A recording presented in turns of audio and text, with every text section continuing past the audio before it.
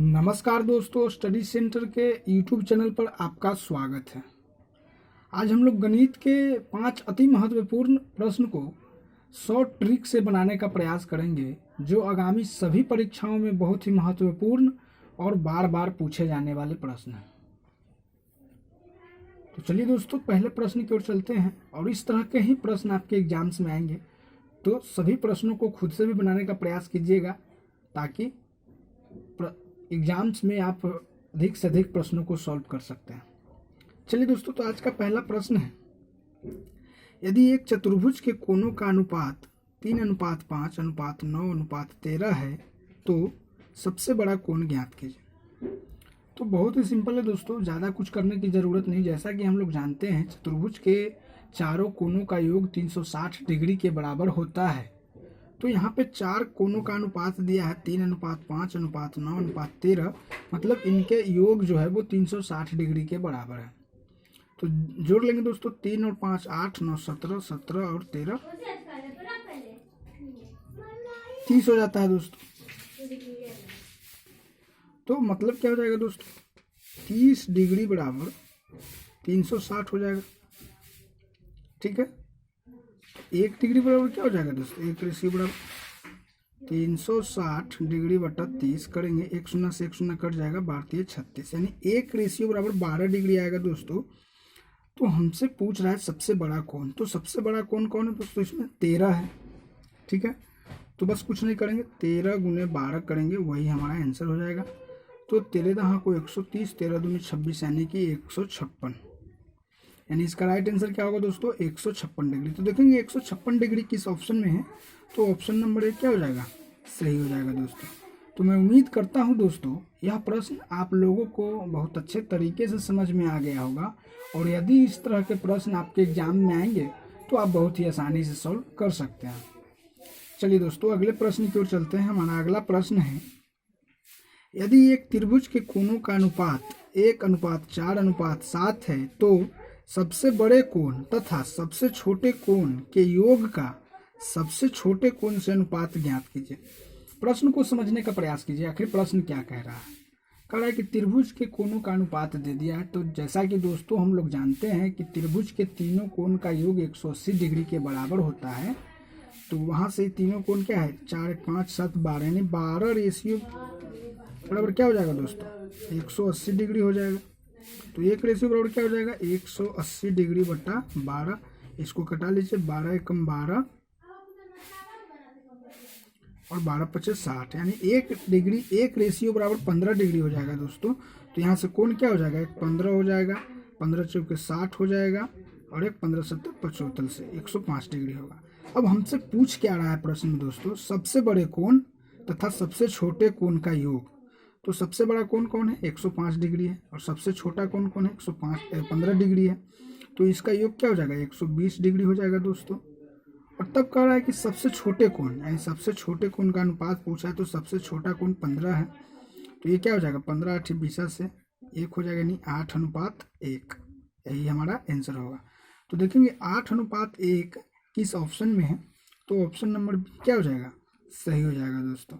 तो मैं उम्मीद करता हूं दोस्तों यह प्रश्न भी आप लोगों को बहुत अच्छे तरीके से समझ में आ गया होगा, और यदि इस तरह के प्रश्न आपके एग्जाम में आएंगे तो आप बहुत ही आसानी से सॉल्व कर सकते हैं।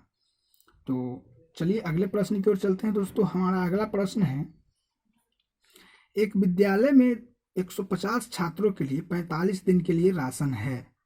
10 दिन बाद 25 छात्रों ने विद्यालय छोड़ दिया। शेष राशन अब शेष छात्रों के लिए उसी दर पर कितने दिन चलेगी।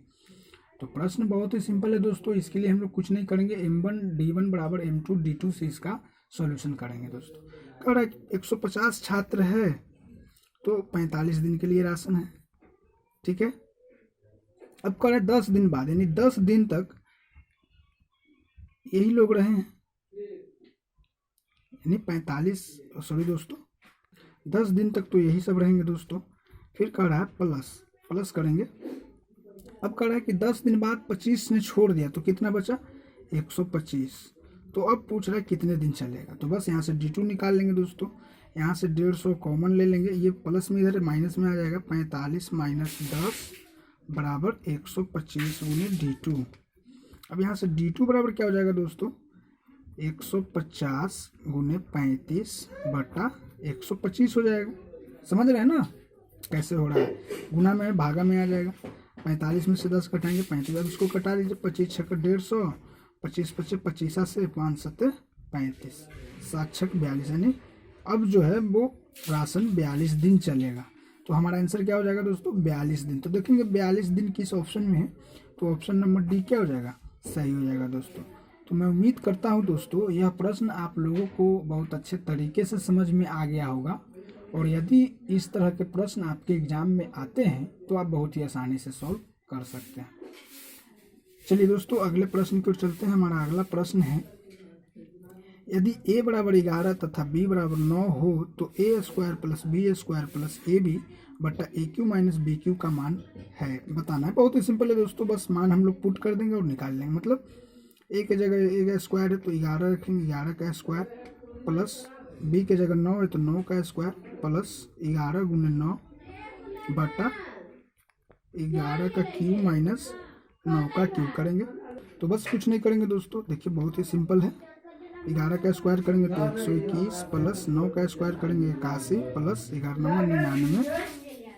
बस कुछ नहीं करेंगे दोस्तों, यहाँ पे हो जाएगा क्या, 11 का क्यू कीजिएगा 1331 माइनस 9 का क्यू कीजिएगा 729। अब इसको आप जोड़ घटा कीजिएगा तो 301 बटा 602 आएगा, ये कट जाएगा 2 बार में।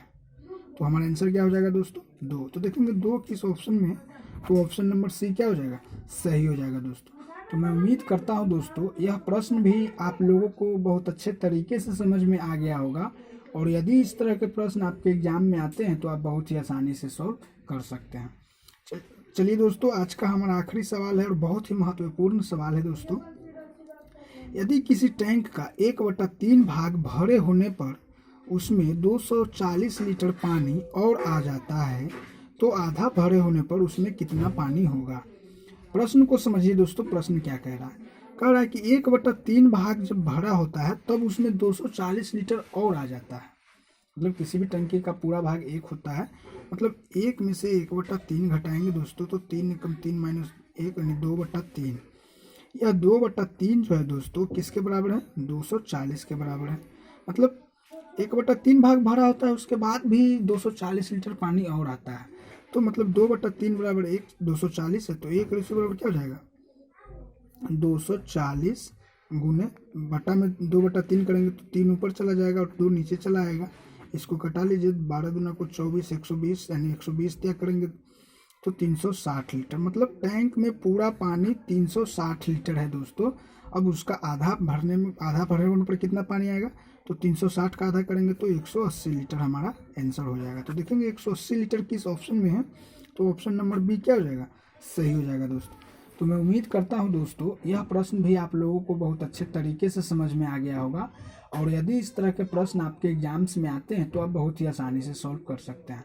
तो दोस्तों प्रश्न अगर समझ में आ रहे हैं और वीडियो अच्छी लग रही है तो चैनल को सब्सक्राइब जरूर करें और नोटिफिकेशन बेल को जरूर दबाएं, ताकि वीडियो जो अपलोड होते हैं उसका लिंक सबसे पहले आप तक पहुंचे, और वीडियो को लाइक और शेयर जरूर करें।